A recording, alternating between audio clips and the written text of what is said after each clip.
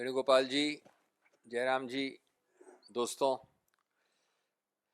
जैसा कि मेरे दोस्तों ने कहा, ये सर्वविदित है कि छत्तीसगढ़ में बुरी हार की तरफ अग्रसर है बीजेपी।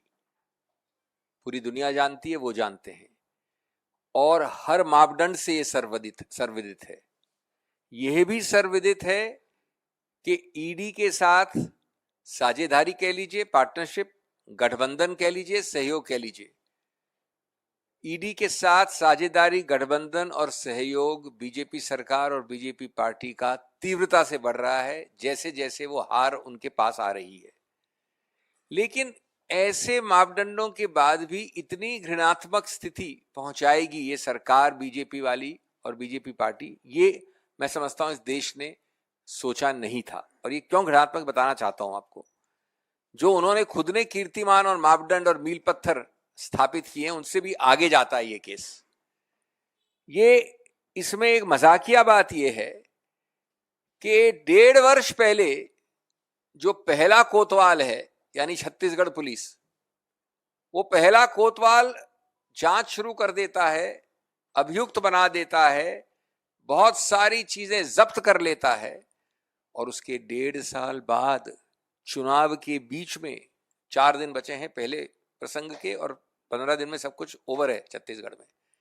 उसके 1.5 साल बाद दूसरा कोतवाल छलांग लगाता है केंद्र सरकार के निर्देश पे, यानी ईडी, और कई कर्मचारियों के ऊपर प्रताड़नाएं करता है, जो बताने वाला हूं मैं आपको किस प्रकार की प्रताड़नाएं।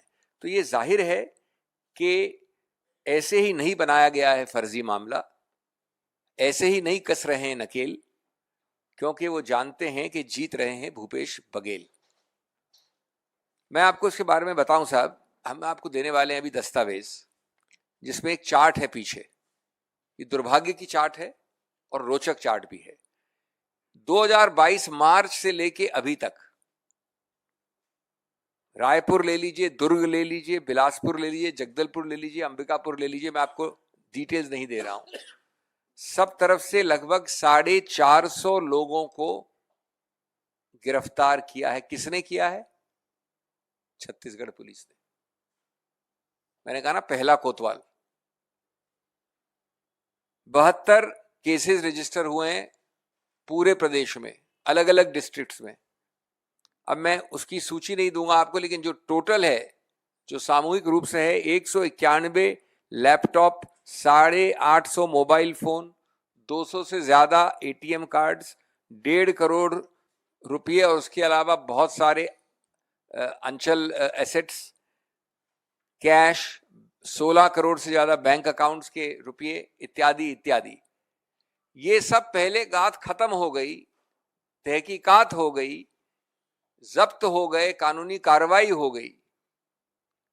उसके बाद क्या छत्तीसगढ़ पुलिस अखिल अंतर्राष्ट्रीय स्तर पे अधिकार क्षेत्र रखती है, जुरिस्डिक्शन होता है? क्या वो दुबई जाने देगी केंद्र सरकार उनको? अगर दुबई जाने देती है केंद्र सरकार, तो छत्तीसगढ़ सरकार वहां भी जाने को तैयार है। क्या वो लेटर्स रेगुलेटरी कर सकते हैं, बुला सकते हैं, एक्सट्रेडिशन की बात कर सकते हैं? तो 1.5 साल में जब ये सब कर लिया, उसके बाद 6-8 महीने से ईडी ने शुरू कर दिया ये सब। उसको भी हो गए 6 महीने से ज्यादा। लेकिन प्रसंग तो अभी रुकना है, वो प्रसंग आएगा जब चुनाव चल रहे होंगे। तब जब चुनाव चल रहे हैं तो आपको बताया जाता है एक और बहुत ही बखूबी एक कहानी, कि हमने पकड़ा है ऐसे लोगों को जो वहां से रुपया लेके अभी चुनाव के वक्त चुनावी माहौल में रुपया देने आ रहे हैं। कभी आप सोच सकते हैं कि अंतर्राष्ट्रीय बॉडी, कस्टम्स के जो बॉर्डर्स हैं और भारत की जो सीमाएं हैं, उसको छत्तीसगढ़ पुलिस करती है? कैसे हुआ ये? क्यों हुआ ये? कब हुआ ये? या सिर्फ इसलिए हुआ कि 4 दिन बाद पहली वोटिंग है और 15 दिन बाद सब वहां खत्म है चुनाव? और एक कोरियर का व्यक्ति एक वक्तव्य देता है, आपको मालूम है ये वक्तव्य कैसे निकाले जाते हैं ईडी द्वारा, और उस वक्तव्य के आधार पे आप पूरी कहानी बनाते हैं, और उसके बाद सबसे दुर्भाग्य की बात, सब्जेक्ट टू इन्वेस्टिगेशन। कहानी बनाने के बाद सब्जेक्ट टू इन्वेस्टिगेशन। क्या आप सोचते हैं कि गधे हैं लोग या घास खाते हैं? उनकी आप इंटेलिजेंस को अपमानित कर रहे हैं। कि हम पहले आरोप लगा देंगे, चुनाव के वक्त हम रेड कर देंगे, एक व्यक्ति का हम वक्तव्य ले लेंगे और बाद में हम इन्वेस्टिगेट करेंगे। जो इन्वेस्टिगेशन छत्तीसगढ़ पुलिस ने करके आपको 1.5 साल पहले दे दिया है, 1 साल पहले दे दिया है, कभी आपने देखा है ऐसा? और मैं आपको बताना चाहता हूं प्रताड़नाओं के बारे में। ये मामले वैसे बताऊं मैं आपको, छत्तीसगढ़ के कई अफसरों के ऊपर इस चुनाव से पहले, मैं इस चुनाव की बात नहीं कर रहा हूं, कई मामले उच्चतम न्यायालय में लंबित हैं। प्रताड़नाएं कई जगह हुई हैं और लगभग 10 ऑर्डर या 8 ऑर्डर आदेश उच्चतम न्यायालय के आंतरिक रूप से स्टे ऑर्डर्स इन व्यक्तियों को मिले हैं, अफसरों को, छत्तीसगढ़ के अफसरों को, भूपेश बघेल सरकार के अफसरों को। उसमें हम पेश भी हो रहे हैं, अगली तिथि उसकी 22 नवंबर है। अब जो ये नाम आपको बताए जा रहे हैं वो जानबूझकर बिना किसी तथ्य के वो लोगों के नाम लिए जा रहे हैं जो बघेल सरकार के काम में असिस्टेंस देते हैं, मुख्यमंत्री के ऑफिस को सहायता देते हैं। पॉलिटिकल एडवाइजर विनोद वर्मा, मनीष बंछोर, आशीष वर्मा, विजय भाटिया इत्यादि इत्यादि ये नाम है। इनके बारे में अभी तक एक तथ्य चार्जशीट पे नहीं दिया गया है। इनको बताया नहीं जाता है कि तुम अभियुक्त हो या साक्ष्य के रूप से बुलाए जा रहे हो, एज ए विटनेस और एज एन एक्यूज्ड।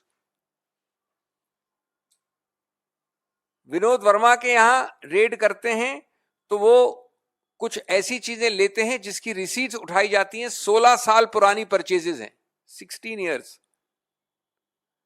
विजय भाटिया के यहां जाते, वो खुद अस्पताल में हैं, उनकी बीवी बीमार हैं, रेड के दौरान उनको अटैक होता है, फिर भी उनकी जांच की जाती है।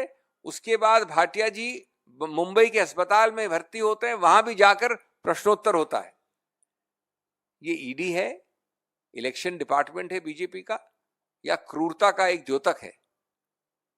और ये सब होता है लगभग एक ऐसी चीज के विषय में जो 1-1.5 साल पहले से चल रही है।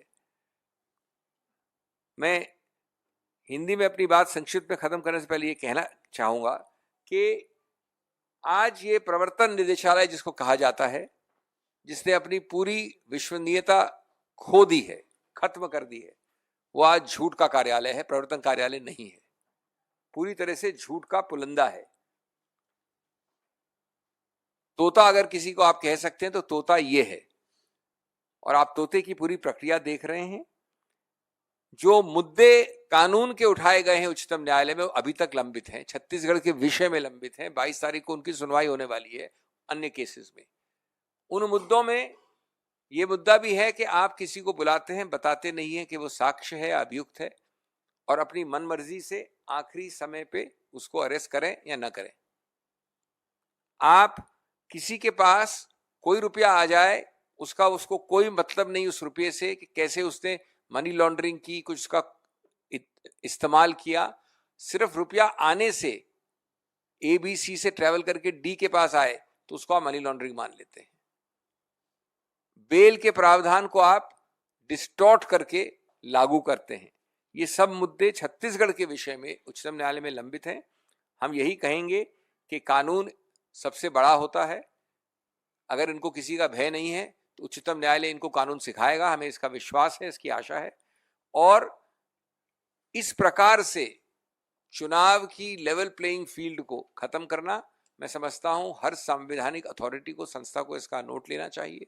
चुनाव आयोग का भी इस पर अधिकार क्षेत्र बनता है कि चुनाव की जो लेवल प्लेइंग फील्ड होनी चाहिए उसको ये बराबरी का नहीं रहने दे रहे हैं।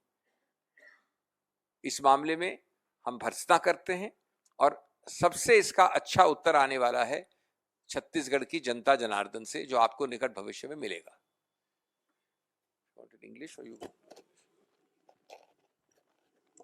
साथियों, मैं सिर्फ यही कहूँगा, उसके बाद आपके सवाल भी लेंगे, कि छत्तीसगढ़ में भारतीय जनता पार्टी भुखलाई हुई है, घबराहट में है, अत्यंत परेशानी में है, क्योंकि उन्होंने साफ देख लिया है कि छत्तीसगढ़ की आम जनता स्पष्ट रूप से बहुमत कांग्रेस को ही देने वाली है। इसीलिए आखिरी दिनों में ईडी का भरपूर दुरुपयोग किया जा रहा है। और अभी अभी सिंघवी साहब ने आपको बताया है कि मार्च 2022 से लेकर छत्तीसगढ़ सरकार कार्रवाई कर रही है। इसकी जानकारी आपको दी जाएगी विस्तार से। जो कार्रवाई की गई है छत्तीसगढ़ की सरकार से, छापे मारे गए हैं दिल्ली में, उड़ीसा में, मध्य प्रदेश में। पर दुबई में तो हम छापा नहीं मार सकते ना। दुबई में तो सिर्फ केंद्र सरकार कार्रवाई कर सकती है। एक मामले में जो अभी लोकसभा एथिक्स कमेटी के सामने है, उसमें तो खूब दुबई की बात होती है। पर इस मामले में महादेव ऐप के बारे में दुबई में जो कार्रवाई करनी है, अभी तक केंद्र सरकार ने उसके ऊपर कुछ किया नहीं है। हालांकि ऑनलाइन बेटिंग को 28% जीएसटी भी लागू कर दिया है। इसको कानूनी दर्जा दिया गया है। ये गैर कानूनी नहीं है, इसको कानूनी बना दिया है और उसके ऊपर 28% जीएसटी भी लगाया दिया। तो ये बिल्कुल साफ है। और कल आपने देखा होगा, पढ़ा होगा, बीजेपी सरकार ने अपनी घोषणा पत्र निकाला है छत्तीसगढ़ में। जो रेवड़ी की आलोचना करते थे प्रधानमंत्री, जो हमारे गारंटी की आलोचना करते थे ये प्रधानमंत्री, कल हमारे बीजेपी की ओर से जो घोषणा पत्र निकाला गया है वो सिर्फ नकलची घोषणा पत्र है। जो एलपीजी सिलेंडर के बारे में उन्होंने वादा किया है, जो धान की खरीद के मूल्य में वादा किया है, ये तो कांग्रेस ने पहले किया था। और जब हम कर्नाटका में गारंटी पहली बार राहुल जी ने इस शब्द का इस्तेमाल किया था, तब खूब आलोचना हुई। और अब कह रहे हैं कि छत्तीसगढ़ में मोदी की गारंटी होगी धान के मूल्य में या ये एलपीजी सिलेंडर के बारे में। तो ये सब जो ये क्या दिखाता है? घबराहट दिखाता है, बौखलापन दिखाता है, परेशानी दिखाता है। हार निश्चित है। जो भी करें हम डरेंगे नहीं। जो कानूनी कार्रवाई करना है हम करेंगे। चुनाव आयोग को भी हम जाएंगे, क्योंकि ये मॉडल कोड ऑफ कॉन्डक्ट है। ये मॉडल कोड ऑफ कॉन्डक्ट का समय है। और जिस तरीके से ईडी ने आरोप लगाए हैं हमारे मुख्यमंत्री छत्तीसगढ़ के ऊपर, और उसके बाद कहते हैं सब्जेक्ट टू इन्वेस्टिगेशन, ये सब मॉडल कोड ऑफ कॉन्डक्ट, आचार संहिता का ये उल्लंघन है। चुनाव आयोग में जाएंगे, जो कार्रवाई करनी है न्यायालयों में हम जरूर अगले कदम लेंगे। हम डरे नहीं हैं, लड़ेंगे। सत्य हमारे पक्ष में है। और 3 दिसंबर को जनता छत्तीसगढ़ में और राजस्थान में स्पष्ट तरीके से इनको जवाब देगी। अभी आपके सवाल जो सिंघवी साहब से करना है और वेणुगोपाल जी से करना है, आप करिए इस विषय पर प्लीज।